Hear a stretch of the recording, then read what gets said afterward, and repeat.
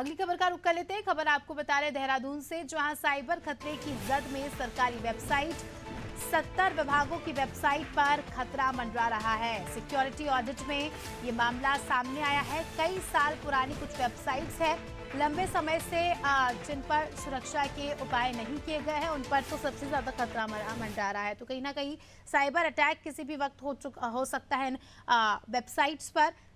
एक नहीं, दो नहीं, 70 से ज़्यादा विभाग ऐसे हैं जिनकी वेबसाइट्स पर खतरा मंडरा रहा है। और अगर ये वेबसाइट्स हैक हो गई तो हम देख सकते हैं कि बड़ा नुकसान यहाँ पर हो सकता है। ज़्यादा जानकारी ले लेंगे, हमारे सहयोगी सोनू लगातार हमारे साथ जुड़े हुए हैं। सोनू, एक बहुत ही बड़ा मामला उत्तराखंड से सामने आ रहा है, जहाँ पर बताया जा रहा है कि 70 से ज़्यादा विभागों की वेबसाइट ऐसी है जिन पर खतरा मंडरा रहा है। यानी ये कभी भी हैक हो सकती है, कभी भी वायरस लग सकते हैं।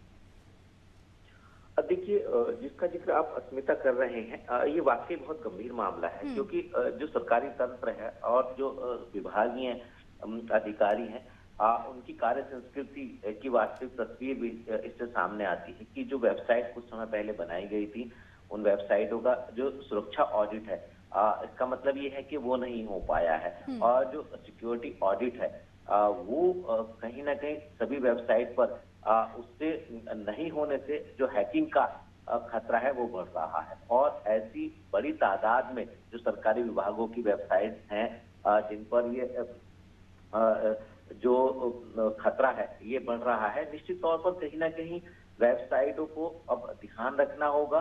खास तौर से अधिकारियों को उनका सिक्योरिटी ऑडिट भी कराना होगा और इस बात का भी ख्याल रखना होगा कि जो हैकर हैं वो हैकिंग ना कर सके।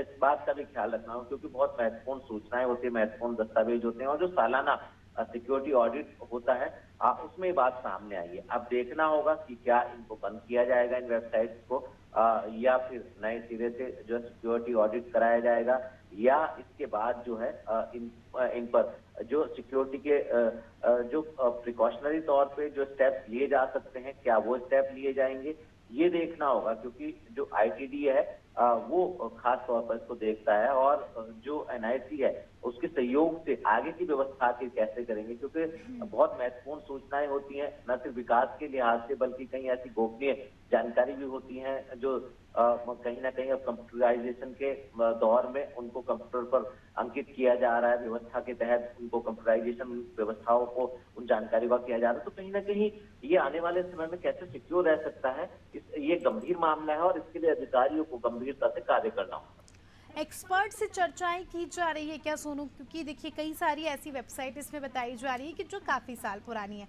ऐसे में साइबर सिक्योरिटी एक्सपर्ट से क्या बातचीत कर रहे हैं विभाग?